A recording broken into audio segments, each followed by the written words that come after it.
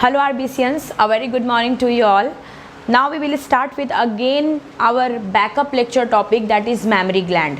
ठीक है, तो ये जो डायग्राम आप देख रहे हैं ना, ये मेमोरी ग्लैंड का डायग्राम है। ये टॉपिक बोर्ड एग्ज़ाम के लिए तो बहुत इंपॉर्टेंट है ही, साथ में इससे नीट एग्ज़ाम्स में भी काफ़ी क्वेश्चंस टच होते हैं। ठीक है, तो आपके सामने मैंने ड्रॉ कर दिया है पहले मेमोरी ग्लैंड। ठीक है, मेमोरी ग्लैंड यहाँ से शुरू होती है, लेकिन मेमोरी ग्लैंड से पहले मैं आपको बता दूं कि यहाँ जो पीछे में पोर्शंस दिखाए गए हैं, these are the cut ribs part. Ribs, क्योंकि मेमोरी ग्लैंड की फॉर्मेशन जो है वो थोरासिक कैविटी में हो रही है, तो थोरासिक कैविटी में रिब्स होते हैं, तो रिब्स के अंदर से ही मसल्स डेवलप होती हैं और उन मसल्स को हम कहते हैं पेक्टोरलिस मेजर। ठीक है, तो पेक्टोरलिस मेजर जो मसल्स होती हैं वही डेवलप करती हैं किस चीज़ को, मेमोरी ग्लैंड को। बाकी ये जो रिब्स है, रिब्स के बीच में जो मसल्स होती है उसको हम कहते हैं इंटरकोस्टल मसल।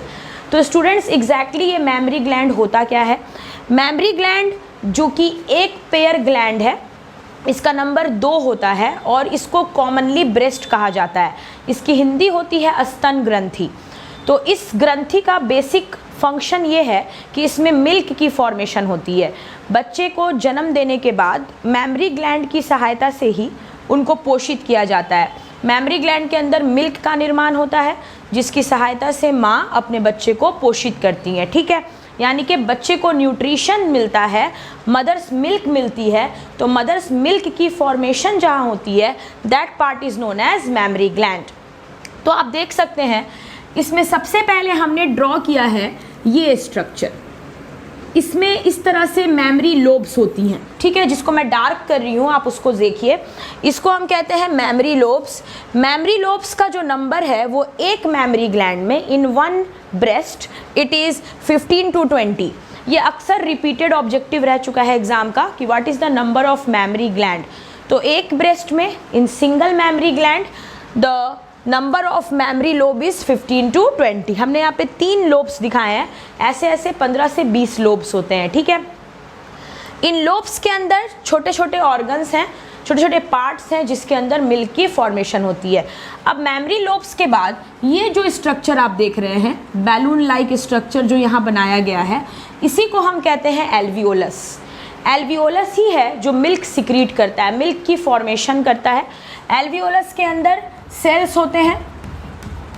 ठीक है, इन सेल्स के द्वारा मिल्क बनाया जाता है, जिसमें prolactin hormone is very much useful. Milk की फॉर्मेशन करने के लिए जो हार्मोन रिस्पॉन्सिबल है that is known as prolactin hormone. इसके मदद से मिल्क सिंथेसाइज किया जाता है। ठीक है, उसके बाद हम क्या देखते हैं स्टूडेंट्स, उसके बाद हमारा जो कॉन्सेप्ट है वो ये है कि मिल्क तो फॉर्मेशन शुरू हो गई है। ठीक है, उसके बाद जैसे ही चाइल्ड बर्थ नज़दीक होता है, यानी कि प्रेगनेंसी के एंडिंग मंथ में क्या होता है, मिल्क की फॉर्मेशन शुरू हो जाती है। जैसे जैसे प्रेगनेंसी 7वें 8वें महीने पे आती है, मदर्स के मेमोरी ग्लैंड में मिल्क बनना शुरू हो जाता है, क्योंकि उससे ही बच्चे को नरिश करना होता है। अब ये मिल्क जब प्रेगनेंसी के बाद पार्चुरेशन का टाइम नज़दीक आता है, डिलीवरी का टाइम नज़दीक आता है, उस समय ये मिल्क धीरे धीरे इस डक्ट के थ्रू, जिस डक्ट का नाम क्या है, मेमोरी डक्ट, इस डक्ट के थ्रू धीरे धीरे पास ऑन होता है, धीरे धीरे यहाँ से ट्रांसफ़र होता है और आकर स्टोर हो जाता है किस चीज़ में, एम्प्यूला में। कहाँ आकर स्टोर हो जाएगा, एम्प्यूला में स्टोर हो जाएगा। ठीक है, ये एम्प्यूला में स्टोर रहते हैं, milk stored in the ampulla. उसके बाद जब पार्चुरेशन हो जाता है, जब बच्चे का जन्म हो जाता है, तब मिल्क जो है वो लैक्टिफेरस डक्ट, नाम देख सकते हैं आप, लैक्टिफेरस। लैक्टी मीन्स लैक्टोज जो कि मिल्क में होता है, फेरस मीन्स फेरिंग यानी कि बियरिंग, वैसी डक्ट जिसमें लैक्टोज प्रेजेंट है। तो ये लैक्टिफेरस डक्ट के थ्रू मिल्क जो है वो धीरे धीरे सिक्रीट होता है। तो आपने क्या देखा, मिल्क की फॉर्मेशन यहाँ हुई। जब चाइल्ड बर्थ नज़दीक होगा तो ये मिल्क धीरे धीरे इस डक्ट से पास होगा और एम्प्यूला में स्टोर हो जाएगा। एम्प्यूला के बाद ये धीरे धीरे लैक्टिफेरस डक्ट में आएगा और जैसे ही बच्चे की जन्म होगी, ये लैक्टिफेरस डक्ट नीपल से कनेक्टेड होते हैं। You can see it is connected with a structure called नीपल, और नीपल के थ्रू ये मिल्क जो है वो बाहर रिलीज़ कर दिया जाएगा ताकि इससे बच्चे का नरिशमेंट हो सके। यहाँ साइड में आप देख रहे होंगे एडिपोज टिश्यू। तो मेमोरी ग्लैंड जो होता है ये ग्लैंडुलर टिश्यू है। It is a kind of glandular tissue, जिसमें फैट्स की मात्रा बहुत ज़्यादा होती है। फैट्स जिसको हम कहते हैं एडिपोसाइट्स, फैट्स जो हैं हमारे एडिपोसाइट्स जो होते हैं वो सबसे ज़्यादा इसमें प्रेजेंट होते हैं। ये फैटी टिश्यू की बनी हुई ग्लैंड होती है।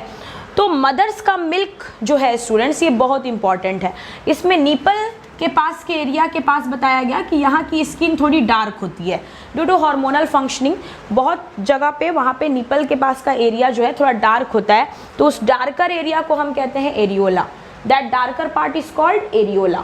तो इस तरह से मैमरी ग्लैंड जो है वो अपना फंक्शन पूरा करता है।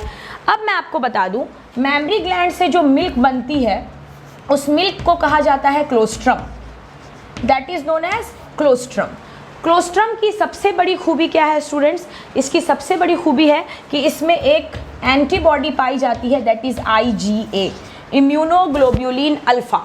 और इस एंटीबॉडी का फ़ायदा ये है कि इस एंटीबॉडी में बहुत सारे इन्फेक्शन, बहुत सारे डिसऑर्डर जैसे मिज़ल्स हो गया, बहुत ऐसे इन्फेक्शन को किल करने की पावर होती है।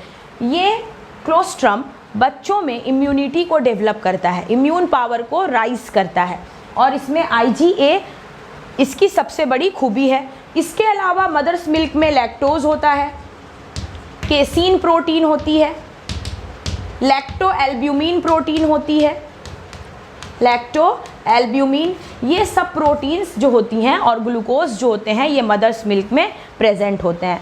मदर्स मिल्क पार्चुरेशन के बाद रिलीज़ होता है। तो मदर्स मिल्क यहाँ निपल के एरिया से कॉन्ट्रैक्शन के बाद रिलीज़ होता है। इसके लिए जिस हार्मोन का रोल बताया गया है दैट इज़ ऑक्सीटोसिन। ऑक्सीटोसिन क्या करता है? पार्चुरेशन के बाद मैमरी ग्लैंड्स में कॉन्स्ट्रिक्शन करता है, जिसकी वजह से निपल्स के पास का जो फैटी लेयर होता है वो ओपन हो जाता है और निपल के पोर से आसानी से मिल्क रिलीज़ हो जाती है। जब तक पार्चुरेशन नहीं होता तब तक मैमरी ग्लैंड मिल्क का रिलीजमेंट नहीं कर सकते, क्योंकि पार्चुरेशन के बाद ही ऑक्सीटोसिन मैमरी ग्लैंड्स को कॉन्ट्रैक्ट करेगा, उसके निपल एरिया से एडिपोसाइट्स को हटाएगा और मिल्क आसानी से बाहर रिलीज़ हो सकती है। तो this was the concept of mammary gland.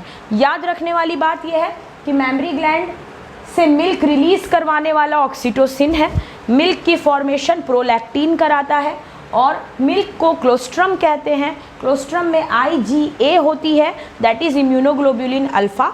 Mother's milk में जो प्रोटीन है दैट इज़ केसीन, और इसमें लैक्टो एल्ब्यूमिन भी होती है, और साथ में लैक्टोज का अमाउंट भी ज़्यादा होता है। फर्स्ट मिल्क जो होती है वो डार्क येलो कलर की होती है, उसमें डार्क होती है और उसमें येलोइशनेस देखा गया। फर्स्ट मिल्क से नरिशमेंट कराने के लिए डॉक्टर्स बिल्कुल एडवाइस करते हैं, क्योंकि बच्चे को अगर मदर्स मिल्क से नरिश किया जा रहा है तो उनके अंदर वो सारी एंटीबॉडीज़ और वो सारे जो भी फैक्टर्स रिस्पॉन्सिबल हैं बच्चे की ग्रोथ के लिए, बच्चे के डेवलपमेंट के लिए, वो सब उसमें प्रेजेंट होते हैं। ठीक है, तो ये है हमारा मैमरी ग्लैंड। और मैमरी ग्लैंड के बारे में ग्लैंड्यूलर टिश्यू है, एक पेयर होगा, इसको ब्रेस्ट कहते हैं। ये मेल फीमेल दोनों में प्रेजेंट है, लेकिन फीमेल में ये ज़्यादा डेवलप होती है क्योंकि वहाँ पर एडिपोसाइट्स होते हैं, और फीमेल में इसका काम बच्चे को नरिशमेंट देने का है, इसीलिए ये फीमेल में ज़्यादा डेवलप है, लेकिन मेल पर्सन में ये थोड़ा कम डेवलप होते हैं। ठीक है, तो this is the concept about mammary gland. See you in the next video which again a new topic, complete revision package. Please share the video, like and subscribe. Thank you so much.